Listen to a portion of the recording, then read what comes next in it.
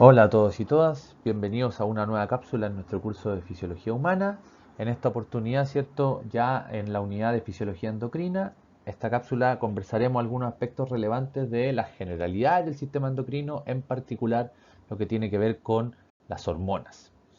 Los objetivos de esta clase tienen que ver con relacionar las características químicas, ¿cierto? Y de solubilidad de las hormonas con sus efectos, ubicación del receptor, sistema de almacenamiento, difusión y transporte, ¿cierto? Y así también como reconocer cuáles son los mecanismos de acción que presentan las hormonas en función del tipo de receptor que activa. Partamos conversando acerca del concepto de hormona. Una hormona es una molécula, es una sustancia química, ¿cierto? De carácter peptídico, esteroidal o amíneo, que se libera, se secreta, ¿cierto? A la circulación sanguínea en pequeñas cantidades y ejerce una respuesta en aquellos tejidos blanco o diana. Ya, estas respuestas son normalmente fisiológicas.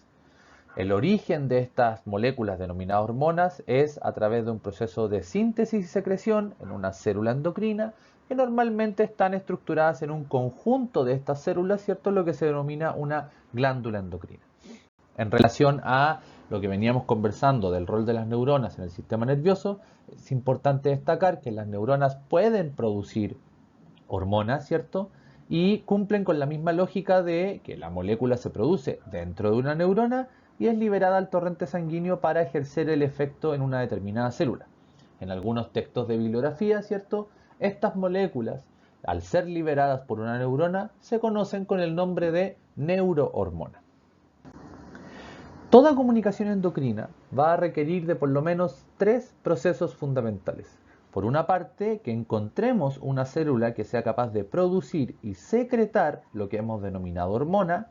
En segundo lugar, a través de los mecanismos de circulación sanguínea, esta molécula difunde a todo el organismo. Y finalmente, la hormona debe interactuar, ¿cierto?, molecularmente con un receptor expresado en ciertas células del cuerpo y es la interacción hormona-receptor la que finalmente genera una respuesta, ¿cierto?, fisiológica de regulación de un proceso, de alguna función o de alguna característica de ese tejido órgano en términos generales. Ahora, la pregunta es, bueno, ¿cuántas hormonas o cuántos tipos de hormonas tenemos?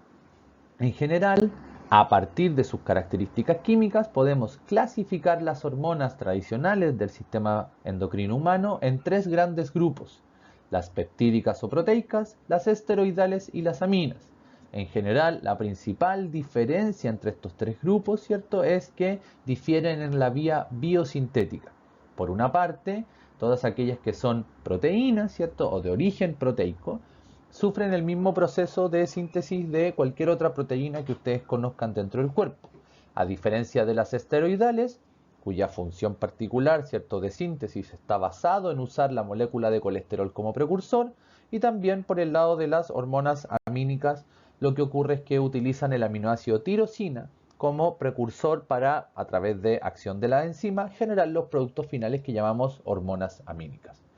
En términos generales, la naturaleza química de las hormonas determina 7 características importantes: mecanismo por el cual se sintetiza, mecanismo de almacenamiento y secreción, cómo se transporta en sangre, cuál es su vida media biológica, ¿cierto?, mecanismo por el que va a ser eliminada del cuerpo y cómo ejerce su acción en aquella célula que es el blanco de la acción hormonal.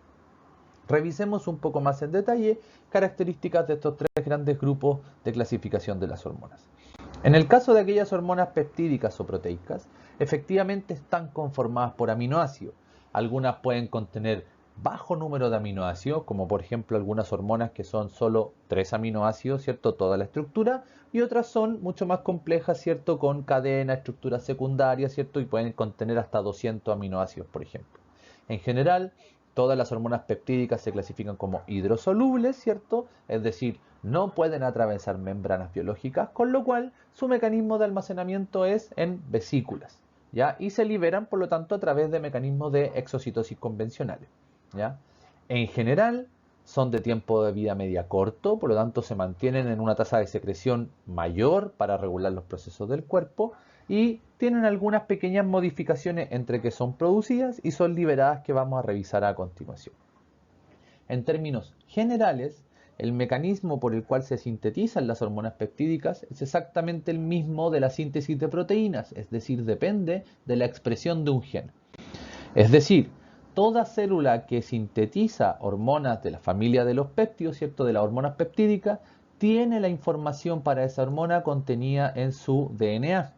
Por lo tanto, a través de procesos de expresión y traducción de la información genética, nosotros tenemos una estructura proteica, es decir, sigue la misma lógica de la síntesis de proteína que probablemente ustedes conocen de sus clases de bioquímica de proteína. Ahora, lo interesante es que normalmente la proteína que se produce a través de la traducción de la información genética es una molécula más grande que la hormona biológicamente activa, por lo tanto, dentro de su célula o de su glándula endocrina, ¿cierto? A partir de esta proteína original se realiza un procesamiento molecular o un procesamiento post-traduccional en el caso de las proteínas para fragmentar esta proteína original hasta dejar la hormona biológicamente activa. En el sentido de un esquema, ¿cierto? Esto es lo que hemos conversado. La información de un mensajero de RNA se traduce a nivel ribosomal, ¿cierto? Se produce una proteína de mucho mayor tamaño que la biológicamente activa y a través del sistema de endomembrana, ¿cierto?, aparato de Golgi, se procesa, finalmente se empaqueta en vesículas y en respuesta a una señal de liberación, efectivamente se produce un mecanismo exocítico que va a permitir que la hormona sea liberada a la circulación sanguínea, cumpliendo así con las características de las hormonas que habíamos definido unas diapositivas antes. Ahora, lo interesante es que en general, como un mecanismo de eficiencia celular, un gen codifica para una molécula proteica que es mucho más grande que algunas de las hormonas biológicamente activas. Ejemplo de esto tenemos varios dentro de nuestro sistema, los vamos a ir revisando, ¿cierto?, en detalle cuando estudiemos cada una de las hormonas de interés, pero para presentarles un ejemplo, ¿cierto?, tenemos una hormona que controla el eje tiroideo que se llama TRH. La TRH está presente en una proteína que se denomina prePro-TRH. Y fíjense cómo, para pasar de esta proteína más grande, compuesta de 242 aminoácidos, necesitamos fragmentar la proteína para dar origen a la TRH como hormona biológicamente activa. Esto ocurre no tan solo para el control de las hormonas de la tiroides, sino que tenemos otros ejemplos como la proteína denominada pro-opiomelanocortina, que también es fragmentada para dar origen a múltiples péptidos con actividad hormonal, como la CTH, la endorfina, entre otros. Es decir, resulta muy importante para las hormonas de carácter peptídico, ¿cierto?, su procesamiento a nivel del aparato de Golgi, donde se genera la hormona biológicamente activa con otros péptidos, ¿cierto?, para una coliberación, ¿cierto?, para una liberación a partir de mecanismos de exocitosis tal y cual como ustedes los conocen. El otro grupo importante de hormonas, ¿cierto?, son las hormonas aminas o amínicas, ¿cierto?, que utilizan el aminoácido tirosina como precursor para, a través de modificaciones enzimáticas, dar origen a productos con actividad biológica. No es dependiente de la información de un gen, es dependiente del uso de tirosina como molécula precursora de una reacción enzimática. En general, las moléculas de este grupo, ¿cierto?, las hormonas amínicas, podemos subdividirlas a su vez en dos grandes grupos. En primer lugar, las catecolaminas, de las cuales ya hemos conversado, ¿cierto?, y sus principales características, ¿cierto?, actores característicos de este grupo son la dopamina, la norepinefrina, lo hablamos harto en la unidad de neurofisiología, y nos vamos a centrar ahora en esta molécula denominada epinefrina. Por otro lado, ¿cierto?, son también parte de este grupo químico, ¿cierto?, las hormonas tiroideas o también denominadas yodotironinas, que utilizan el aminoácido tirosina, principalmente la glándula tiroides, para dar origen a este grupo particular de hormonas. Como lo mencionamos, la diferencia es que en este caso no se expresa un gen completo, sino que se utiliza el aminoácido tirosina como precursor para generar moléculas distintas a través de secuencias de reacciones de enzima. Por ejemplo, toda esta reacción enzimática permite producir epinefrina, es decir, el grupo de las catecolaminas, mientras que a partir del mismo precursor, pero incorporando otros elementos como el yodo y una enzima diferente, generamos un producto distinto, ¿cierto?, particularmente en la glándula tiroides y que llamamos hormonas tiroideas. Y el tercer gran grupo de hormonas corresponde a las hormonas de tipo esteroidal. Estas tampoco están codificadas en la información genética, sino que se basan en mecanismos de reacción enzimática, pero a diferencia de las amínicas, utilizamos la molécula del colesterol como precursor. El grupo de las hormonas esteroidales, ¿cierto?, está asociado a un gran número de moléculas, subdivididos, ¿cierto?, o agrupados en algunos conjuntos de moléculas que pueden ser familiares para ustedes, como por ejemplo los progestágenos, ¿cierto?, donde la progesterona es la hormona más característica, así como también la testosterona dentro del grupo de los andrógenos, ¿cierto?, o el estradiol dentro del grupo de los estrógenos, entre otras moléculas. Al ser derivados de la molécula de colesterol, una de sus principales características, ¿cierto?, química es que son liposolubles.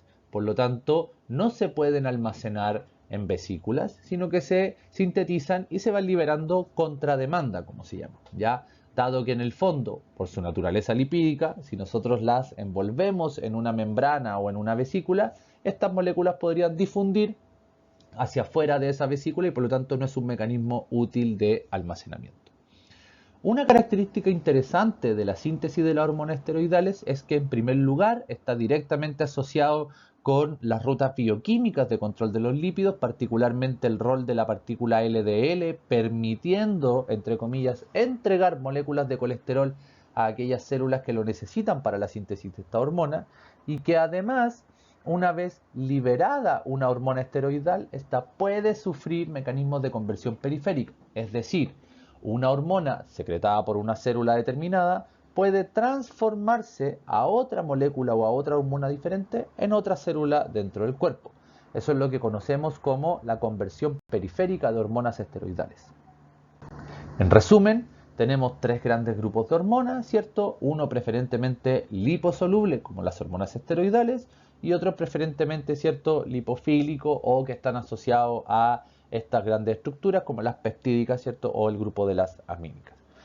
Estas características químicas determinan su forma de almacenamiento, ¿cierto?, su interacción con los receptores a nivel o no de la membrana celular, mecanismos de acción y los tiempos de respuesta.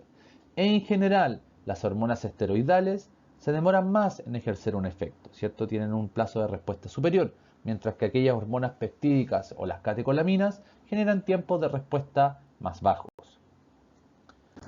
Otra característica relevante del estudio de las hormonas es que a partir de su naturaleza química, las características de cada uno de esos grupos tienen un impacto en el concepto de solubilidad. Así, vamos a encontrar hormonas liposolubles, el grupo de las esteroidales y de las tiroideas, y las hidrofílicas, ¿cierto?, o aquellas que son solubles en agua, ¿cierto?, están compuestas por el grupo de las catecolaminas y de las hormonas peptídicas. Esto es importante porque la clasificación por solubilidad en soluble en agua o no soluble en agua determina cómo vamos a encontrar estas hormonas en sangre. Es decir, si requieren o no de un mecanismo de transporte en la sangre para la difusión de las hormonas, que era otra característica fundamental. En términos específicos, todas hormonas clasificadas como hidrofílicas se dice que viajan libres, por lo general, en sangre, mientras que las hidrofóbicas, ¿cierto?, deben viajar unidas a proteínas. Este concepto resulta fundamental desde el punto de vista de la aplicación clínica porque nos permite entender por qué al medir en sangre de un determinado paciente una hormona no vamos a considerar los mismos parámetros si esta es hidrofílica o es hidrofóbica. Esto es lo que quizás algunos de ustedes pueden haber visto en resultados de laboratorio clínico en términos de cuando se habla de la hormona total, ¿cierto?, de la concentración de la hormona total o de la hormona libre. Eso tiene que ver con medir aquella que efectivamente no está asociada a mecanismos de transporte, de aquellas que en el fondo interactúa con alguna proteína u otro elemento para ser transportada. Esto resulta particularmente interesante entendiendo que aquella molécula que ejerce efectos biológicos es la que puede interactuar con un receptor, pero solo la molécula libre es la que interactúa con receptores. Por lo tanto, aquellas hormonas que en sangre se encuentran unidas a una proteína de transporte no van a poder interactuar con otra proteína como el receptor. Por lo tanto, todas aquellas hormonas transportadas en sangre tienen que soltarse de su transportador, es decir, alcanzar este estado de hormona libre en plasma para difundir hacia las células blancos e interactuar adecuadamente con el receptor que les corresponde.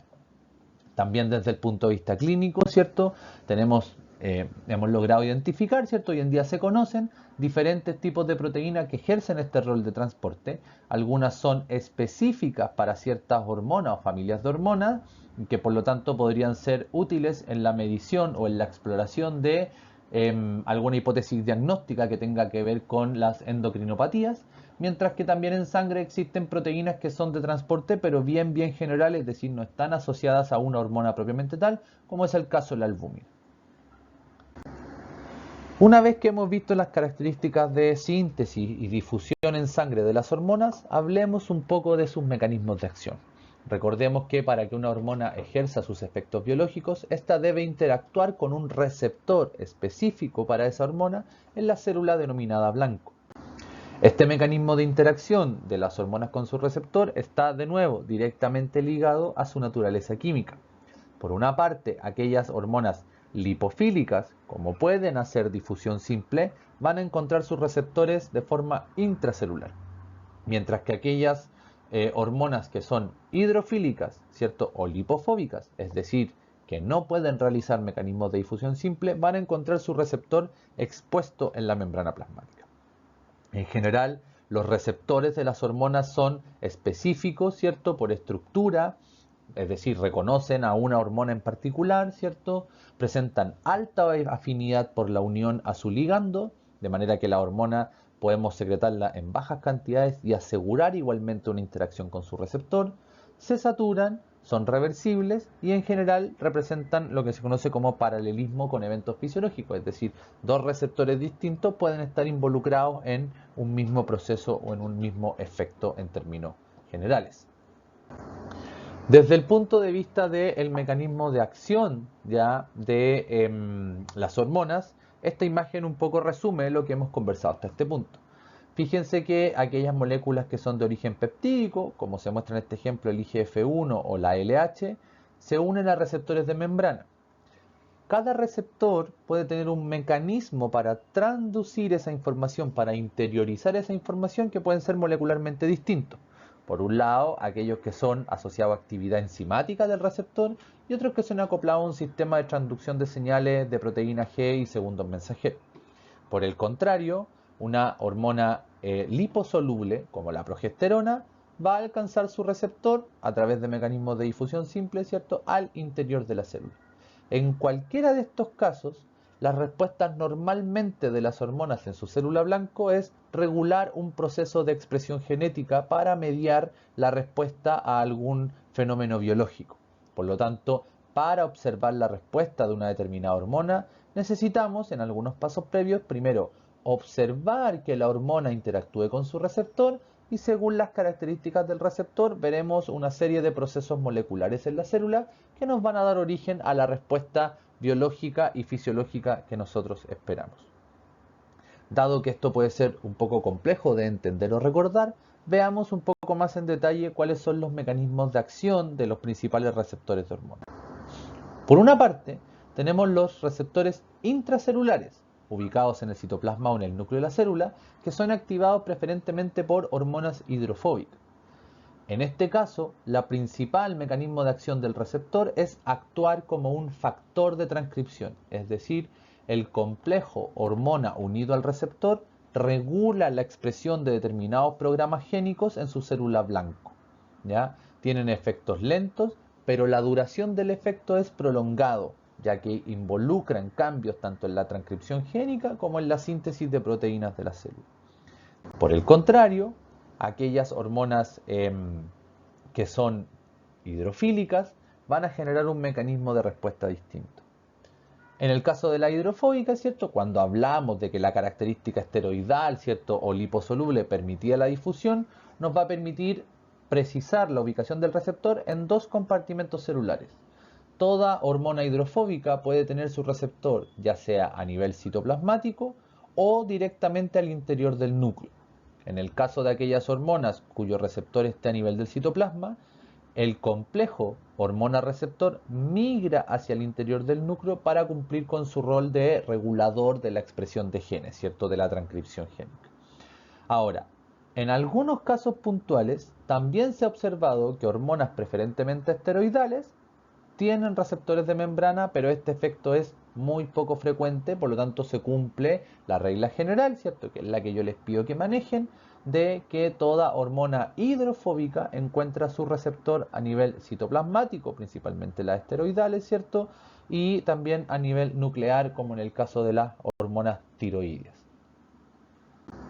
En esta tabla, ¿cierto? Como ustedes pueden ver, podemos entonces, bajo esta lógica de mecanismo general, caracterizar algunos de los tipos de receptores que tienen cierta ubicación intracelular porque responden a hormonas de característica liposoluble, como los receptores de glucocorticoides, de mineralocorticoides, de hormonas denominadas sexuales, ¿cierto? Entre otros. Bien, hablemos ahora un poco de cómo es el mecanismo de acción para aquellas hormonas de características hidrofílicas. En primer lugar, importante recordar que al ser hidrofílicas, estas moléculas no pueden ingresar por difusión simple a la célula blanco. Por lo tanto, el receptor de las hormonas se encuentra en la membrana plasmática. Siempre que el receptor de la hormona esté ubicado en la membrana plasmática, la molécula, ¿cierto? La hormona interactúa con su receptor por el lado extracelular y por lo tanto la activación del receptor a través de distintos mecanismos transmite esa señal hacia el interior de la célula, ¿cierto?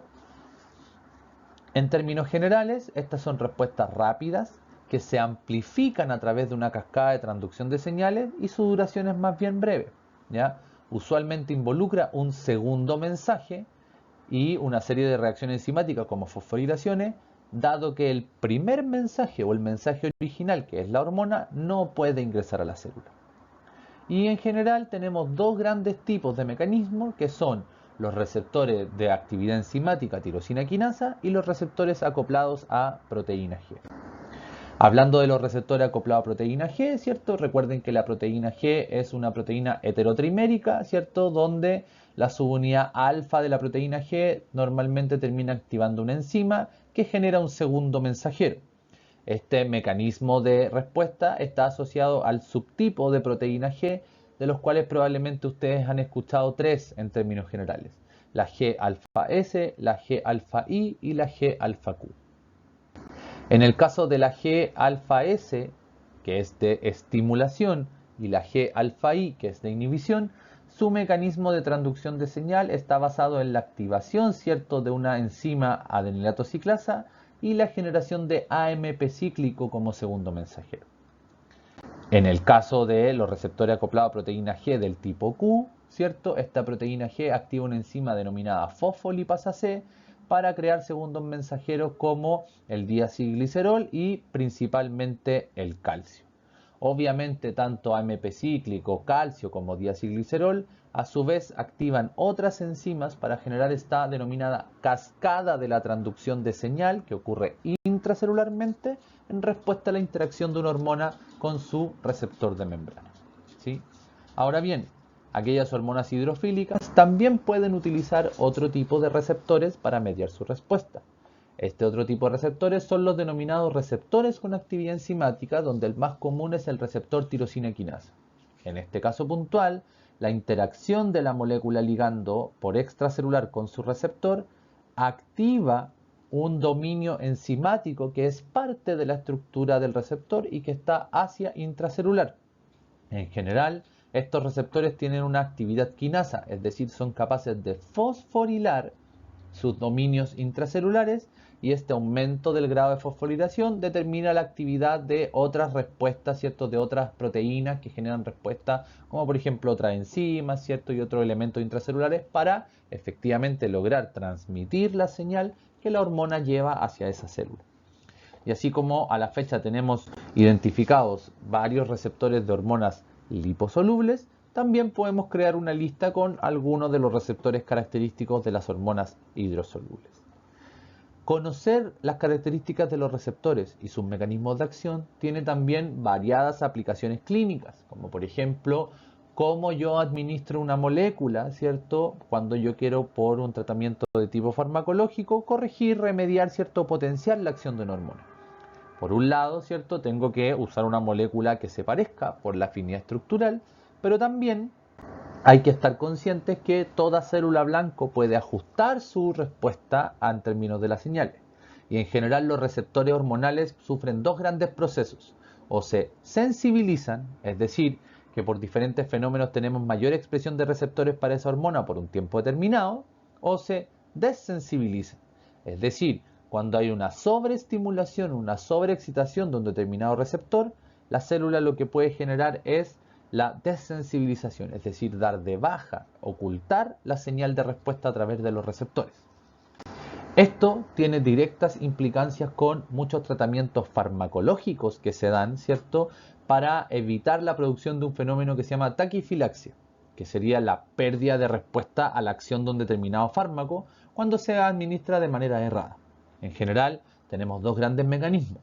Los mecanismos de regulación de los receptores por vía homóloga, es decir, cuando el ligando afecta al propio receptor, o heteróloga.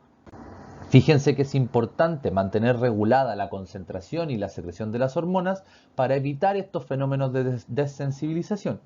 Por un lado, en el caso de la desensibilización homóloga, fíjense que al administrar una dosis se observa una respuesta y lo que nosotros observamos es que al administrar, ¿cierto?, el mismo agonista, en este caso el tipo A, solo el receptor para A disminuye su capacidad de respuesta, pero el receptor de otras moléculas sigue igual. En el caso de los mecanismos heterólogos, ¿ya?, lo que nosotros observamos es que hay un cruce de información. Entonces, en este caso de mecanismo heterólogo, ¿cierto?, al activar el receptor para A, se genera una pérdida de la respuesta para A y para B. Es decir, la activación de un receptor termina desensibilizando aquella vía paralela que puede estar implicada en el mismo proceso. Esto es interesante también desde el punto de vista clínico porque algunos de los problemas de señalización, ¿cierto?, hormonal están asociados a estos mecanismos de desensibilización, que los que afecta principalmente, por ejemplo, a los receptores asociados a proteína GQ, ¿cierto?, o proteína G en general, perdón, ¿cierto?, asociado a un fenómeno de la proteína arrestina. La proteína arrestina, ¿cierto?, beta-arrestina específicamente, genera justamente el arresto o el esconder ya la internalización de los receptores, por lo tanto esa célula queda desensibilizada a la respuesta, ¿cierto?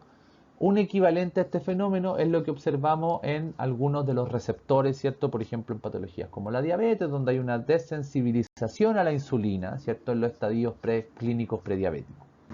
Por lo tanto, a modo de resumen, ¿cierto?, considerar que las características de los receptores, así como sus mecanismos de liberación de la hormona, deben estar correctamente regulados para evitar estos fenómenos de desensibilización característicos de varios procesos, como el ejemplo que muestra esta diapositiva que muestra que otra familia importante de receptores acoplados a este fenómeno de desensibilización pueden ser los receptores adrenérgicos, por ejemplo, aquellos que están expuestos a nivel cardíaco, ya que están expresados a nivel cardíaco.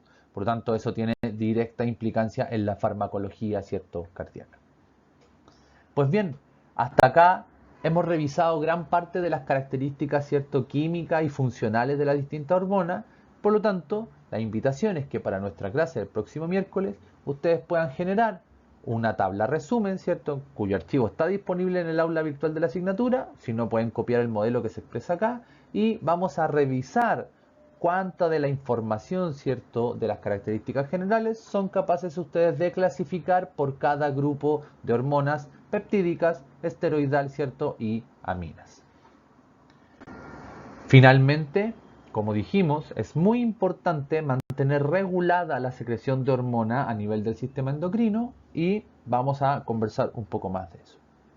En general, en un organismo fisiológico humano adulto, toda hormona sufre un proceso regulado de liberación desde diferentes glándulas que están ubicadas en diferentes posiciones anatómicas del cuerpo, como se muestra en el resumen de esta presente diapositiva. En general, pasa que, si bien es cierto, cada hormona tiene efectos específicos para procesos homeostáticos como reproducción, metabolismo, cierto crecimiento y desarrollo, se requiere el correcto funcionamiento de más de uno de esos tipos de hormonas.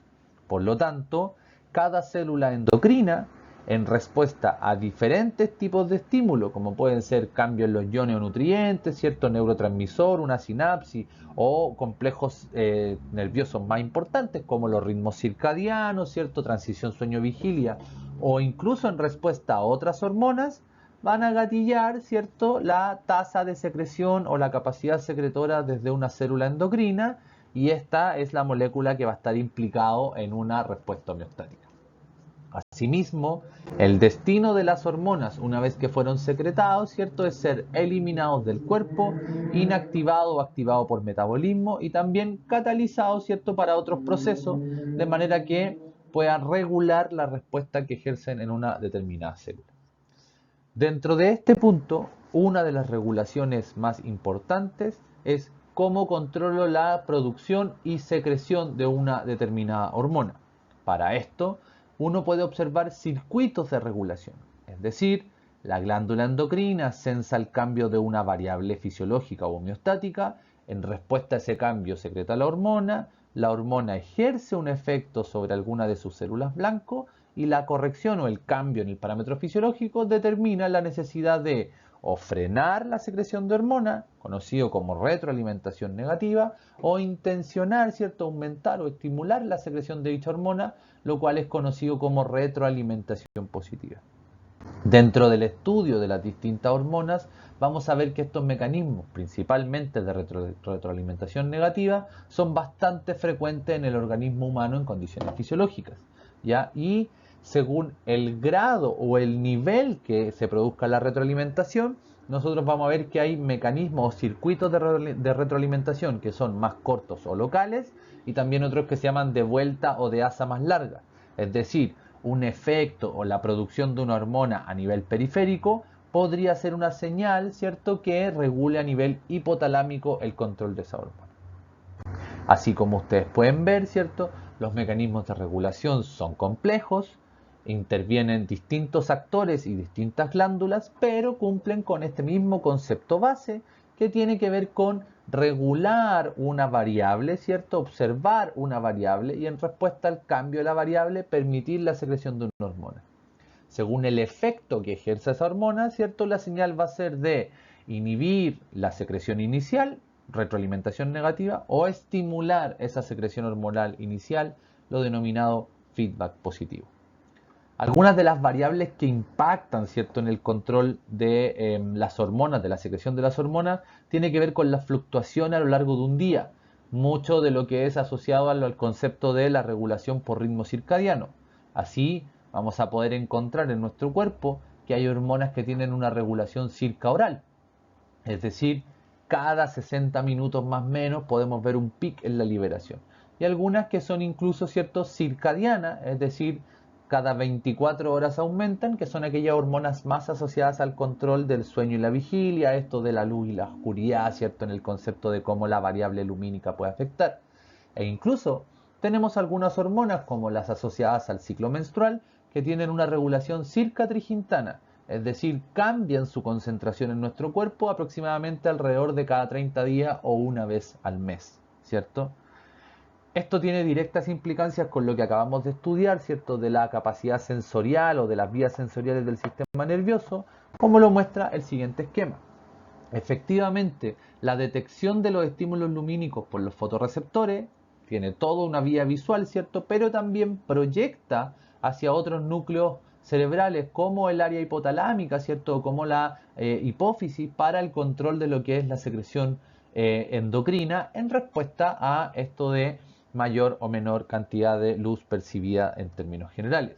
Por lo tanto, existen distintos mecanismos moleculares de regulación circadiana que tienen que ver con el rol del hipotálamo hipófisis como eje para intervenir esto. Y bueno, finalmente, para cerrar esta primera cápsula, la pregunta que nos hacemos es: ¿qué pasa si alguno de todas estas características o mecanismos falla?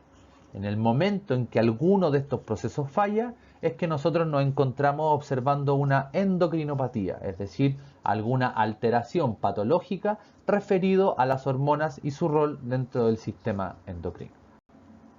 La bibliografía que vamos a utilizar, ¿cierto?, es un poco la misma, con el aporte de algunos textos nuevos que yo les puedo sugerir, más todo el material, ¿cierto?, disponible en el aula virtual para el estudio, ¿cierto?, de esta unidad de fisiología endocrina. Y así concluye nuestra primera cápsula, ¿cierto?, que ha entregado esta base química, bioquímica para permitirnos entender lo mismo sobre las hormonas y ahora poder construir cada uno de sus procesos, ¿cierto?, fisiológico en términos de qué glándula la secreta, bajo qué características especiales se secreta y cuáles son los efectos, ¿cierto?, las variables homeostáticas que modula una determinada hormona dentro de nuestro organismo. Espero que esta cápsula haya sido de utilidad y nos vemos, ¿cierto?, en nuestra próxima clase para seguir estudiando los conceptos asociados al sistema endocrino.